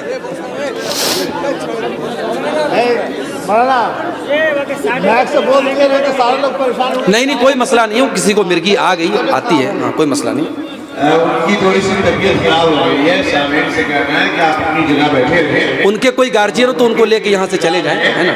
आप उनको थोड़ा साइड में लेके बाकी आप लोग अपनी जगह पर रहे। बैठे रहने की वजह से सर चकरा गया। हाँ हो गया, कोई मसला नहीं। बैठिए, बैठ जाइए, सब लोग बैठ जाइए। हराम कमाई का मसला भी हमारे नौजवानों के लिए बहुत बड़ा मसला बना हुआ है। और अभी आप हैरत करेंगे, मैं कटिहार में गया, एक कंपनी का नाम लोगों ने मुझे बताया, मेटा ओजोन नाम की कंपनी। मेटा ओजोन नाम की कंपनी में लोग पैसा लगा रहे थे और उनको यह धोखा दिया गया कि आप इसमें पैसा लगाएंगे हर महीने इतना पैसा मिलेगा। और कटिहार के एक भाई ने बताया कि एक इंसान ने 1 करोड़ रुपया लगा दिया उसमें, मेटा ओजोन में, और आज वो कंपनी भाग गई, 1 करोड़ रुपया उसका डूब गया। इस तरीके की बहुत सारी फ्रॉड कंपनियां आ जाती हैं और हमारे नौजवान का मेहनत की कमाई का पैसा उसमें डूब जाता है। अपने नौजवानों से मैं कहना चाहूंगा, मेरे नौजवान भाइयों, कामयाबी का शॉर्टकट मत तलाश करो। पैसा कमाना है, आप जॉब भी कर सकते हो, आप कारोबार भी कर सकते हो, हलाल तरीके से पैसा कमाओ। जुए का रास्ता ना अपनाना, सट्टे का रास्ता ना अपनाना, सूद का रास्ता ना अपनाना। अल्लाह के प्यारे नबी फरमाते हैं, याती अलन्नासी ज़मानुन ला युबालिल मरउ मिन ऐना अखज़ल माल। एक ऐसा जमाना भी तुम पर आएगा जब लोग इस बात की परवाह नहीं करेंगे कि माल कहां से कमा रहे, हलाल तरीके से कमा रहे या हराम तरीके से कमा रहे हैं। हराम तरीके से आया पैसा आपके घर के सुकून को बर्बाद कर देगा। मेरे प्यारे साथियों, अल्लाह के नबी फरमाते हैं, जो जिस्म हराम कमाई से पलेगा बढ़ेगा, फन्नारु औला बिही, वो जहन्नम की आग में डाला जाएगा। हराम कमाई अपने घर वालों को मत खिलाओ और अपने घर में मत आने दो। मेरे प्यारे साथियों, आज बंधन बैंक के जरिए लोन लेने की वबा आम हो रही है। 5-5 हजार 10-10 हजार का लोन आज मुसलमान लोन ले रहा है, वो भी इंटरेस्ट के ऊपर ले रहा है। क्या मुसलमान तुझे मालूम नहीं है कि सूद का लेना भी हराम है और देना भी हराम है? क्या तूने अल्लाह के नबी की वो हदीस नहीं पढ़ी है, लान अल्लाहु आकिल रिबा व मुकिलहु व कातिबहु। अल्लाह की लानत सूद खाने वाले पर, सूद खिलाने वाले पर, सूद की गवाही देने वाले पर और सूद को लिखने वाले पर। और आपने फरमाया कि सब बराबर हैं, सूद खाने वाला भी बराबर और सूद खिलाने वाला भी बराबर है। इसलिए इंटरेस्ट के ऊपर ऊपर बैंक से लोन लेना, और आज लड़कियों और औरतों के जरिए बंधन बैंक का जो लोन लिया जा रहा है और पूरा समाज आज हमारा उसमें मुब्तला किया जा रहा है, ये अफसोस की बात है और ये पूरी कौम के लिए सोचने की बात है। क्या आज इस दौर में हम इतने गए गुजरे हैं कि अपने मुसलमान भाई को 5-10 हज़ार अगर कर्ज देना पड़े तो हम उसको कर्ज भी नहीं दे सकते, उस बेचारे को बैंक का रास्ता अपनाना पड़ता है। ये भी एक सोचने की जरूरत है मेरे प्यारे साथियों। आज हराम कमाई के रास्ते हमारी कौम को तबाह बर्बाद कर रहे हैं। हराम कमाई की एक शक्ल हम ये भी देख रहे हैं, अपने पड़ोसी की जमीन को नाजायज तरीके से हथिया लेता है, भाई भाई की जमीन पर नाजायज कब्जा कर लेता है, भाई अपनी बहन को वरासत में हिस्सा नहीं देता है। याद रखो मेरे प्यारे साथियों, आज अगर हमने किसी का हक मारा है, आज किसी की जमीन पर नाजायज कब्जा किया है, आज किसी की प्रॉपर्टी पर हमने कब्जा किया है, याद रखो जिस दिन मरेंगे, जिस दिन सांसों की डोर थमेगी, जिस दिन दिल की धड़कन बंद हो जाएगी, ये सारा माल हम घर छोड़ के जाएंगे और कब्रिस्तान में अकेले जाएंगे, कब्रिस्तान में कब्र में अकेले दफन किए जाएंगे। न ये पैसा हमारे साथ जाएगा, न ये जमीन हमारे साथ जाएगी, न ये जायदाद हमारे साथ जाएगी, सब ठाट पड़ा रह जाएगा जब लाद चलेगा बंजारा। ये सब कुछ छोड़ के हमें जाना है। किसके लिए हराम कमा रहे हो, किसके लिए जमीनें हथिया रहे हो, किसके लिए लोगों के ऊपर जुल्म सितम कर रहे हो? याद रखो मेरे प्यारे साथियों, अल्लाह के प्यारे नबी फरमाते हैं, मन अखज़ शिब्रम मिनल अर्ज़ जुल्मा, जो एक बित्ता जमीन, जो एक बालिश्त जमीन किसी की नाजायज कब्जा कर लेगा, तुफ़िक़हु मिन सब'i अर्दीन यौमल क़ियामा, क़यामत के दिन 7 जमीनों का तौक उसकी गर्दन में डाला जाएगा। एक बित्ता, एक बालिश्त अगर आपने किसी की जमीन हड़पी है तो गर्दन में पूरी 7 जमीनों का तौक डाला जाएगा। जमीन नहीं ले रहे हैं नाजायज कब्जा करने वाले, जहन्नम का टुकड़ा ले रहे हैं। अल्लाह के प्यारे नबी फरमाते हैं, मेरे पास 2 लोग आते हैं, जमीन का मसला लेके आते हैं, और हो सकता है मैं इंसान हूं, मुझसे गलत फैसला हो जाए और जिसकी जमीन नहीं है मैं फैसला उसके हक में दे देता हूं। अल्लाह के रसूल फरमाते हैं, अगर ऐसा हो जाए जिसकी जमीन नहीं है, अगर उसके हक में मैंने फैसला कर दिया तो कान खोल करके सुन लो, फ़इन्नमा अक़तअु लहू क़ितअतम मिनन नार, मैं उसको जमीन का टुकड़ा नहीं दे रहा हूं, मैं जहन्नम की आग का टुकड़ा दे रहा हूं, जहन्नम की आग का टुकड़ा दे रहा हूं। इसलिए मेरे प्यारे साथियों, ये जमीन और जायदाद के मसले में किसी के ऊपर जुल्म न करना, किसी की जमीन पर नाजायज कब्जा न करना, ये जमीनें, ये जायदाद, ये पैसा सब यही रह जाएगा। ऐसी जिंदगी गुजार के जाओ कि अल्लाह को मुंह दिखा सको, ऐसी जिंदगी गुजार के जाओ कि कब्र का अजाब हमें न सहना पड़े, ऐसी जिंदगी गुजार के जाओ कि अल्लाह के हम कामयाब हो सकें। मेरे प्यारे साथियों, हराम कमाई इंसान की दुनिया भी बर्बाद करती है और आखिरत भी बर्बाद करती है। और आगे बढ़िए, हमारे नौजवानों में एक और बुराई बहुत ज़्यादा आम हो रही है, और वो बुराई मैं जिक्र कर चुका हूँ, नशे की बुराई है। पहले तो शराब का नशा होता था, अब तो चरस और गांजा का नशा भी नौजवानों में आम हो रहा है। कितने नौजवान जेल की सलाखों के पीछे जा चुके हैं इसी नशाखोरी की वजह से। और मैं तो अल्लाह का शुक्र है, पूरे हिंदुस्तान का दौरा करता हूँ और मैं देख रहा हूँ कि जहाँ जहाँ मुसलमान अक्सरियत में है, जहाँ जहाँ मुसलमानों की अच्छी तादाद है, वहाँ वहाँ नशे का रिवाज सबसे ज़्यादा है। मुंबई में एक जगह है मालूनी, बहुत बड़ा समझिए कि वो जो है झुग्गी वाला एरिया है, गरीबों का एरिया है। मालूनी के इलाके में मैं गया, वहाँ पे मेरा प्रोग्राम था। जो नौजवान मुझे रिसीव करने आया था उसने बताया कि मौलाना, ये एशिया की सबसे बड़ी बस्तियों में से एक बस्ती है, झुग्गी पट्टियाँ यहाँ पर मौजूद हैं और बड़ी तादाद में मुसलमानों की आबादी है। और कहा अफसोस की बात यह है कि दुनिया का कोई नशा ऐसा नहीं है जो यहाँ ना मिल जाए आपको। छोटे छोटे बच्चे जो स्कूलों में पढ़ते हैं, क्लास 8 क्लास 9 के स्टूडेंट हैं, लड़के और लड़कियां, उनके बीच में ड्रग्स के जो पाउडर होते हैं, कोकीन होती है, हीरोइन होती है और चरस और गांजा होता है, उन बच्चों में भी उसकी आदत डाली जा रही है। और वहाँ एक पाउडर लोगों ने बताया जिसका नाम MD है। इतना खतरनाक वो पाउडर है, एक मर्तबा जो नौजवान उसका आदी बन जाता है फिर उससे पीछा नहीं छुड़ा सकता है, और इतना खतरनाक है कि पूरे बदन को बर्बाद कर देता है, अतड़ियों को गला देता है। मेरे नौजवान साथियों, ये किस रास्ते पे तुम जा रहे हो? ये किस रास्ते पे तुम जा रहे हो? ये जिंदगी तुम्हारी दी हुई नहीं है, अल्लाह की दी हुई है। इस जिंदगी को बर्बाद करने का तुम्हें कोई हक नहीं है। इसीलिए हमारे इस्लाम में सुसाइड करना हराम है, आत्महत्या करना हराम है। जिंदगी में जितनी भी प्रॉब्लम आ जाए, इस्लाम सुसाइड करने की इजाजत नहीं देता है। वला तक़तुलू अनफुसकुम इन्नल्लाह कान बिकुम रहीमा। ऐ लोगो, अपने आप को कभी कत्ल मत करना, ऐसा कोई काम मत करना जिसकी वजह से तुम अपनी जान के दुश्मन बन जाओ। ओ गुटखा खाने वालों, ओ बीड़ी पीने वालों, ओ सिगरेट पीने वालों, ओ नशा करने वालों, अपने जिस्म को और अपने शरीर को क्यों बर्बाद कर रहे हो? अपनी जिंदगी को क्यों बर्बाद कर रहे हो? अल्लाह कहता है वला तुल्कू बिअयदीकुम इला तहलुका, अपने आप को हलाकत में मत डालो।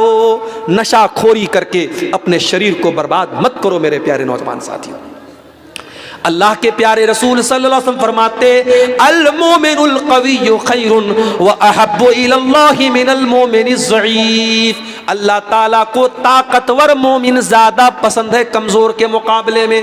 ताकतवर बनो, अपने दिमाग से भी ताकतवर बनो, अपने शरीर से भी ताकतवर बनो, अपने ईमान से भी ताकतवर बनो। अल्लाह को ताकतवर लोग ज्यादा पसंद है मेरे प्यारे साथी।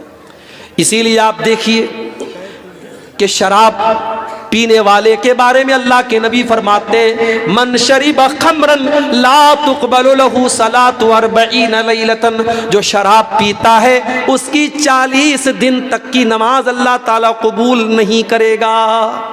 नीतीश कुमार जी ने तो आज शराबबंदी की है, इस्लाम ने तो 1400 साल पहले शराबबंदी की है मेरे साथियों। और आज हुकूमतें शराबबंदी करती हैं, मगर ब्लैक मार्केट में शराब बिकती है, 2 नंबर से शराब बिकती है। पीने वाले पीते हैं, पिलाने वाले पिलाते हैं। आओ 1400 साल पहले का मंजर तुम्हें याद दिलाता हूँ। कुरान की आयत नाजिल हुई या अय्युहल्लज़ीना आमनू इन्नमल खम्रु वल मैसिरु वल अंसाबु वल अज़लामु रिजसुम मिन अमलिश शैतान। ऐ ईमान वालो, शराब के करीब न जाना, जुआ के करीब न जाना, पासे के तीर के करीब न जाना और गैरुल्लाह के आस्थानों के करीब न जाना। ये सब गंदी चीज़ें हैं, ये सब शैतान के काम हैं। फजतनिबूहु, इनसे तुम बचो, लअल्लकुम तुफ्लिहून, तभी तुम कामयाब हो सकते हो। ये आयत नाज़िल हुई कुरान की। हज़रत अनस कहते हैं मैं घर में बैठा हुआ था, मेरे अब्बा खाना खा रहे थे और दस्तरखान पे शराब रखी हुई थी। जब किसी ने आके कह दिया कि कुरान की आयत नाजिल हो गई और शराब हराम हो गई, मेरे बाप ने शराब का जो गिलास था और शराब का जो प्याला था मुझे दे के कहा कि जाओ इसे बाहर फेंक के चले आओ। सिर्फ शराब नहीं, प्याला भी फेंक देना, बर्तन भी फेंक देना। अनस बिन मालिक कहते हैं जब मैं शराब का प्याला फेंकने के लिए गया तो मैं क्या देखता हूँ, फजरत फी सिककिल मदीना, मदीना की गलियों में शराब ऐसी बह रही है जैसे पानी बह रहा है, जैसे नदी बह रही है। एक आयत उतरी है और सहाबा ने शराब के बर्तन तोड़ दिए और अपने घर में शराब का नाम तक नहीं रहने दिया। आज गुटखा के ऊपर खतरनाक फेफड़े का फोटो भी बना हुआ है और लिखा हुआ है tobacco is dangerous, tobacco causes cancer, तंबाकू से कैंसर होता है, तंबाकू सेहत के लिए हानिकारक है, लिखा हुआ है। बेचने वाला भी बेच रहा है, लाइसेंस देने वाला लाइसेंस दे रहा है, खरीदने वाला खरीद के खा भी रहा है। चले जाओ कैंसर हॉस्पिटलों में, बड़ी तादाद में आपको कैंसर के ऐसे मरीज मिलेंगे जो पान खाते थे, गुटखा खाते थे, शराब पीते थे और बीड़ी पीते थे। उनके नशे ने आज उनको कैंसर तक पहुंचा दिया। मेरे नौजवानों, अपने शरीर के दुश्मन मत बनो, अपने जिस्म के दुश्मन मत बनो, अपने शरीर पर रहम खाओ, अपने माँ बाप पर रहम खाओ। आज वो औरतें जिनके शौहर शराबी हैं, वो औरतें बेचारी रातों दिन रोती हैं। वो रोती हैं कि मुझे शराबी शौहर मिल गया। वो बेचारा शौहर तो शराब पी के सारी कमाई को बर्बाद करता है, औरत बेचारी गरीब औरत लोगों के घरों में जाके मेहनत मजदूरी करती है और जो कमा के वो लाती है, शराबी शौहर अपनी बीवी की कमाई भी खा जाता है। दयूस है ऐसे मर्द, बेगैरत है ऐसे मर्द जो शराब पी करके अपनी औरत की कमाई खा जाए। बागैरत बनो, इज्जतदार बनो, गैरतमंद बनो मेरे नौजवान साथियों, और नशे की इस लानत से अपने समाज को पाक करो। और आगे बढ़िए, एक और चीज हम देख रहे हैं, गुनाह का काम कर रहे हैं, तकरीर सुनी, दिल में तौबा का ख्याल आया, फिर दोस्तों के साथ बैठे, फिर रंग रलियां मनाने लगे, अय्याशी करने लगे, और दिल में ख्याल आया कि चलो अभी तो जवान है, कल बुढ़ापे में, जब बुढ़ापे की उम्र आएगी तब सुधर जाएंगे, नमाजी भी बन जाएंगे, हाजी भी बन जाएंगे, चेहरे पर दाढ़ी भी रख लेंगे। ओ मेरे नौजवान साथियों, इस बात की गारंटी कौन लेगा कि आप बुढ़ापे तक जिंदा रहोगे? इस बात की गारंटी कौन लेगा कि कल सुबह का सूरज आप देखोगे? वमा तदरी नफ्सुम बिअय्यि अर्ज़िन तमूत, कोई नहीं जानता कि वो कब मरेगा, कहां मरेगा। मौत आपसे पूछ के नहीं आएगी। मौत को इस बात से कोई मतलब नहीं है आपके मरने के बाद आपकी फैमिली का क्या होगा, आपके बच्चों का क्या होगा। किसी के जाने से जिंदगी रुकती नहीं है मेरे प्यारे साथियों। पिछले महीने का वाकया है, अभी 15 दिन भी नहीं हुआ होगा। झारखंड के देवघर में मेरा प्रोग्राम था और तकरीर करके मैं लौट रहा था। आधा घंटे के बाद जिम्मेदारों का फोन आया, मौलाना आप तो चले गए, हमारे गांव में बहुत बड़ा हादसा हो गया। मैंने पूछा क्या हो गया भाई? कहा कि आपके जाने के बाद जब जलसा खत्म हुआ, एक 20-22 साल का नौजवान जो कुरान का हाफिज भी था और छोटे छोटे 2 बच्चों का बाप था, वो बाइक से जलसे में आया था और तकरीर सुन करके बाइक से जा रहा था। 4-5 किलोमीटर के बाद उसका गांव था। जब सड़क से, मेन रोड से अपने गांव के लिए मुड़ने लगा, उसने इंडिकेटर नहीं दिया, ये सोचकर के रात का टाइम है, इंडिकेटर की क्या जरूरत है। इसमें एक सबक ये भी मिलता है कि ट्रैफिक के जो रूल्स हैं उसे हमें फॉलो करना चाहिए। चाहे रात हो चाहे दिन हो, आप बाइक से निकलते हो हेलमेट पहन के निकलो, कार चला रहे हो सीट बेल्ट लगा के बैठा करो। मेरे साथ बहुत खतरनाक हादसा हुआ था 2 साल पहले यूपी के अंदर। रात में मैं जलसा करके लौट रहा था, गाड़ी पूरी स्पीड में चल रही थी, ड्राइवर को नींद आ गई और गाड़ी को ले जाकर के उसने ट्रक में भिड़ा दिया। वो तो अल्लाह का शुक्र है, मेरी आदत है, मैं कार में बैठता हूँ हमेशा सीट बेल्ट लगा के बैठता हूँ। सीट बेल्ट मैं लगाया हुआ था और उस कार में एयर बैग था। जैसे ही गाड़ी ट्रक में लड़ी है और एयर बैग निकला है, और उस एयर बैग की वजह से मैं बिल्कुल आगे ड्राइवर के बगल में बैठा हूँ, लेकिन अल्लाह का शुक्र है कि मेरे चेहरे पर या मेरे शरीर में एक खरोंच भी नहीं आई। मेरे पीछे एक साहब गए थे, उनका सर गाड़ी के ऊपर टकराया, वो बेहोश हो गए। ड्राइवर का पैर बुरी तरीके से जख्मी हो गया और गाड़ी की जो हालत थी, मैंने फोटो डाला था फेसबुक के ऊपर। जिन लोगों ने गाड़ी को देखा वो तो उनको तो यकीन ही नहीं आ रहा था कि गाड़ी में कोई बचा होगा, लेकिन एयर बैग की वजह से अल्लाह ताला ने मुझे बचाया और उसको एक जरिया बनाया अल्लाह ताला ने। वहीं से ये सबक मुझे मिला कि हमेशा जो गाड़ी के अंदर जो सेफ्टी की चीज़ें हैं, हमें हमेशा उनका ख्याल करना चाहिए।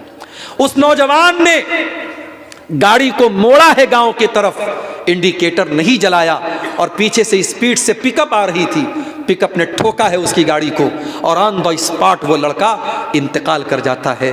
जलसे से लौट रहा था, बीवी ने सोचा नहीं था मेरा शौहर जिंदा नहीं लौटेगा, बच्चों ने सोचा नहीं था 1 घंटे के बाद हम यतीम हो जाएंगे, माँ बाप ने सोचा नहीं था हमारा जवान बेटा हमसे रुखसत हो जाएगा। जिस घर में अभी खुशी का माहौल था कुछ देर पहले, अभी गम का माहौल हो गया और जवान बेटे की लाश घर में आती है। मेरे प्यारे नौजवान साथियों, जिंदगी में कब कौन सा हादसा हमारी जिंदगी की के तार को तोड़ दे हम नहीं जानते। इससे पहले कि मौत आ जाए तौबा कर लो मेरे प्यारे साथियों। कल पर तौबा को मत टालो, कल की सुबह का इंतजार मत करो, अपनी जिंदगी के हर दिन को आखिरी दिन समझो और जितना जल्दी पॉसिबल है तौबा कर लो। और याद रखो हम कितने बड़े गुनहगार हैं, हम कितने बड़े खताकार हैं। अल्लाह ताला के यहाँ इससे फर्क नहीं पड़ता, अगर हम सच्ची तौबा कर लेंगे अल्लाह हमें अभी माफ कर देगा। अल्लाह कुरान में कहता है इन्नमत तौबतु अलल्लाहि लिल्लज़ीना यअमलून अस्सूअ बिजहाला। अल्लाह ताला अपने उन बंदों की तौबा कबूल करता है जो नादानी में आकर के गुनाह कर लेते हैं, सुम्मा यतूबून मिन करीब, और फिर वो जल्दी से तौबा कर लेते हैं, फउलाइका यतूबुल्लाहु अलैहिम, ऐसे लोगों की तौबा को अल्लाह कबूल कर लेता है। वकानल्लाहु अलीमन हकीमा, अल्लाह ताला सब जानने वाला हिकमत वाला है। वलैसतित तौबतु लिल्लज़ीना यअमलून अस्सय्यिआत, अल्लाह ऐसे लोगों की तौबा कबूल नहीं करेगा जो गुनाह पर गुनाह करते चले जाते हैं। हत्ता इज़ा हज़र अहदहुमुल मौतु क़ाल इन्नी तुब्तुल आन, जब मौत का टाइम आता है तब इंसान कहता है कि अय अल्लाह मैं तौबा कर रहा हूँ, लेकिन अब मौत को सामने देख करके तौबा करने से कोई फायदा नहीं है। इसलिए तौबा करो मेरे नौजवानों, इंतजार मत करो, ये जिंदगी दोबारा नहीं मिलेगी। जब आप अल्लाह को प्यारे हो जाएंगे, जब हमारी और आपकी मौत हो जाएगी, अल्लाह कुरान में कहता है हत्ता इज़ा जाअ अहदहुमुल मौत क़ाल रब्बिरजिऊन, जब मौत आती है बंदा कहता है आए अल्लाह एक मौका तो दुनिया में और दे दे, एक मौका और दे दे, लअल्ली आमलु सालिहा, आए अल्लाह मैं वादा करता हूं मैं नेक अमल करूंगा, मैं तुझे राजी करने वाला अमल करूंगा, मैं कोई गलत काम नहीं करूंगा। कल्ला इन्नहा कलिमतुन हुवा क़ाइलुहा, अल्लाह फरमाता है मेरे बंदे तेरा ये अरमान कभी पूरा नहीं होगा, मरने के बाद अब दोबारा तुझे दुनिया में नहीं भेजा जाएगा। वमिन वराइहिम बरज़खुन इला यौम युबअतून, अब कयामत तक तुझे बरज़ख की जिंदगी गुजारना है, अब कब्र में रहना है और वहां अपने अमल के एतबार से तुझे जिंदगी गुजारना है। इसलिए मेरे नौजवान साथियों तौबा कर लो, तौबा में देर मत करो, तौबा में देर मत करो।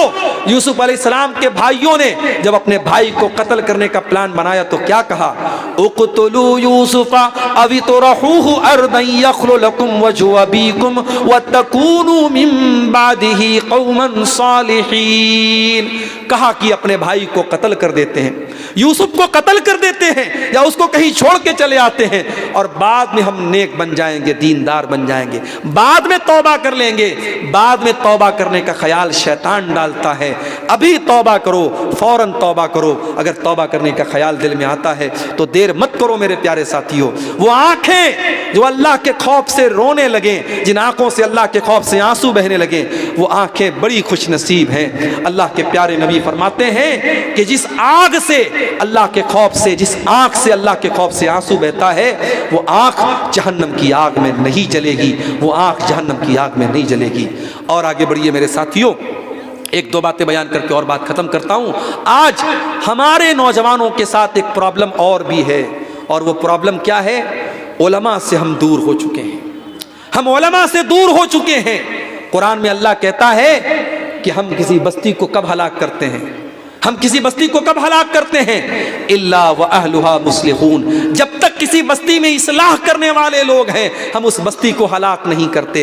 ये उलमा, ये इस्लाह करने वाले, ये हलाल को हलाल बताने वाले, ये हराम को हराम बताने वाले बड़े कीमती लोग हैं, इनकी कदर करो मेरे प्यारे साथियों। उलमा से अपना ताल्लुक जोड़ो, उलमा से जुड़ करके रहो, और उलमा का मकाम कभी जाहिलों को न देना, उलमा का मकाम गैर उलमा को न देना। अल्लाह कुरान में कहता है कि इन्नमा यख्शल्लाह मिन इबादिहिल उलमा, मेरे बंदों में मुझसे वही डरते हैं जो उलमा होते हैं, जो हकीकत में इल्म वाले होते हैं। और अल्लाह के प्यारे नबी फरमाते हैं कि क़यामत के पहले एक ऐसा दौर आएगा जब दुनिया से अल्लाह ताला इल्म को उठा लेगा, और जब इल्म को उठा लेगा तो जाहिलों को लोग अपना सरदार बना लेंगे और उनसे फतवे पूछेंगे। मेरे भाइयों, अब तकरीर हमारे आखिरी मोड़ पर है, और ये एक पर्ची हमारे पास आई है, इसमें 3 सवालात लिखे हैं। नवाकिज़े इस्लाम कितने हैं? देखिए, नवाकिज़े इस्लाम कई चीज़ें, अगर आप अल्लाह के साथ शिर्क करते हैं तो ये चीज़ भी इस्लाम को तोड़ने वाली, इस्लाम को ख़त्म करने वाली है। अगर कोई इंसान कुफ्र करता है, कोई ऐसा काम करता है जो ईमान का अपोजिट है, ईमान का उल्टा है, तो वो चीज़ भी इंसान को इस्लाम से खारिज कर देती है। तो उलमा ने बाकायदा इस टॉपिक पर किताबें लिखी हैं, आप उन किताबों का मुताला कर लें। कई चीज़ें हैं, मुख्तसर में आप ये समझिए कि जिस चीज़ से ईमान और इस्लाम मिट जाता है, ख़त्म हो जाता है, और कुरान और हदीस में उनको जिक्र किया गया है, वो चीज़ें नवाकिज़े इस्लाम हैं। दूसरा सवाल है वाजिबातुस सलात कितने हैं और अरकानुस सलात कितने हैं। ये भी मौजू तफसील चाहता है। नमाज के अंदर वो तमाम चीज़ें जिनके बारे में कुरान और हदीस में कहा गया कि इनके बगैर नमाज नहीं होती, वो नमाज के अंदर वाजिब है, और उसमें से बाज़ चीज़ें ऐसी जो नमाज का रुकन है, जैसे सूरह फातिहा पढ़ना, ये नमाज का रुकन है। अगर आप खड़े होकर के नमाज पढ़ सकते हैं तो खड़ा होना ये भी नमाज का रुकन है। नमाज में रुकू करना ये नमाज का रुक्न है, नमाज में सजदा करना ये नमाज में रुक्न है, नमाज में आखिरी तशहुद में बैठना ये नमाज का रुक्न है, अस्सलामु अलैकुम कह करके नमाज खत्म करना ये नमाज का रुक्न है, अल्लाहु अकबर कह करके नमाज को शुरू करना ये नमाज का रुक्न है। तो नमाज में बहुत सारी चीज़ें ऐसी हैं जो रुक्न की हैसियत रखती हैं, कंपलसरी है, ज़रूरी है, और कुछ चीज़ें ऐसी हैं जो नमाज में सुन्नत है, मुस्तहब है। उनको अगर हम नहीं करेंगे नमाज तो हो जाएगी मगर वो नमाज मुकम्मल नमाज नहीं होगी, सुन्नत के खिलाफ नमाज होगी।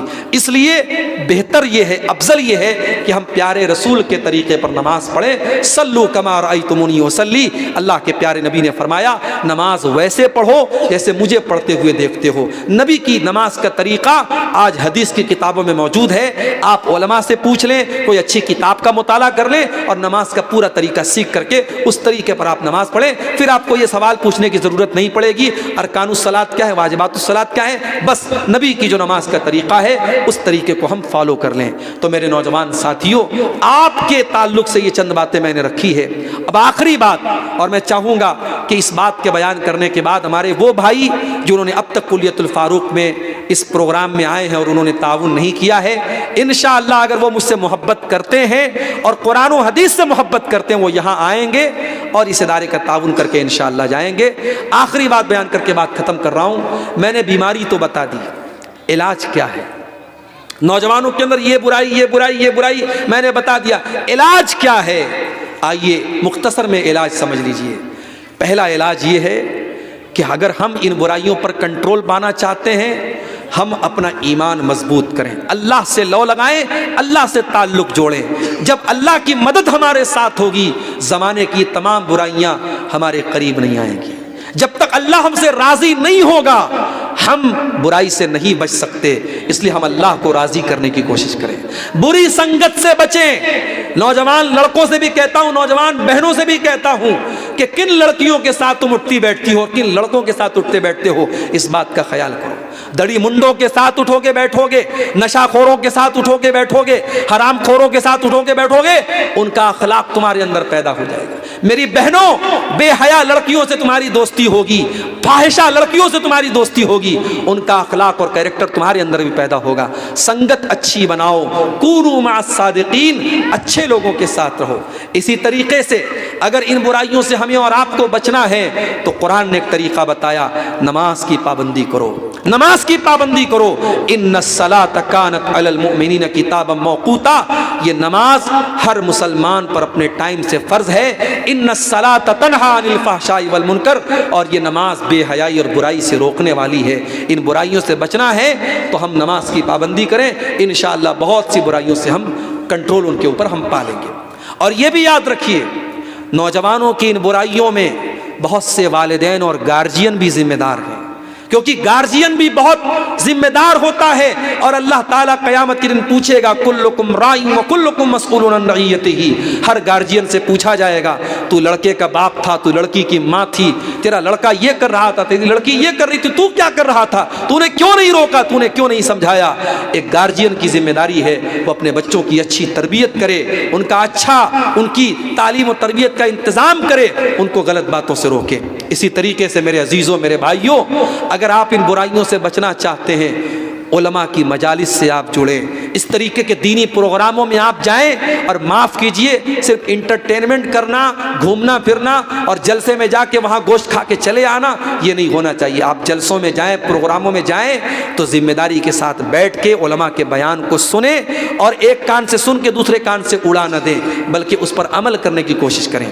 आज मैं कहीं जाता हूँ, हमारे नौजवान कहते हैं, मौलाना एक फ़ोटो लेना चाहता हूँ, एक सेल्फ़ी लेना चाहता हूँ। बड़ा शौक़ है सेल्फ़ी लेने का, मगर उन्हीं नौजवानों में मैं ऐसे नौजवानों को भी देखता हूँ, नौजवान है और चेहरे पे दाढ़ी नहीं है, नौजवान है और मुंह में गुटखा रखे हुए हैं, नौजवान है, नमाज की पाबंदी नहीं है। मेरे नौजवानों, उलमा के साथ सेल्फी लेना ये कोई बड़ी बात और कमाल की बात नहीं है। बड़ी बात यह है कि अगर आप उलमा से मोहब्बत करते हैं तो उनकी बातों पर अमल भी करें। वो जो सही बातें और हक बातें आपको बता रहे हैं, उन बातों को आप फॉलो करें। अल्लाह से दुआ है रब्बुल आलमीन हमारे नौजवानों की इस्लाह फरमा दे, रब्बुल आलमीन हमारे नौजवानों को हर बुराई और हर गंदगी से अल्लाह ताला उनकी हिफाजत करे। आइए रात का ये आखिरी वक्त है, परवरदिगार आलम से हम दुआ करें, रब्बुल आलमीन हम गुनहगार बंदे खताकार बंदे हैं। इस पिंडाल के नीचे आज जामियतुल फारूक अल इस्लामिया कुल्लियतुल फारूक अल इस्लामिया के हम दावत पर आए हैं।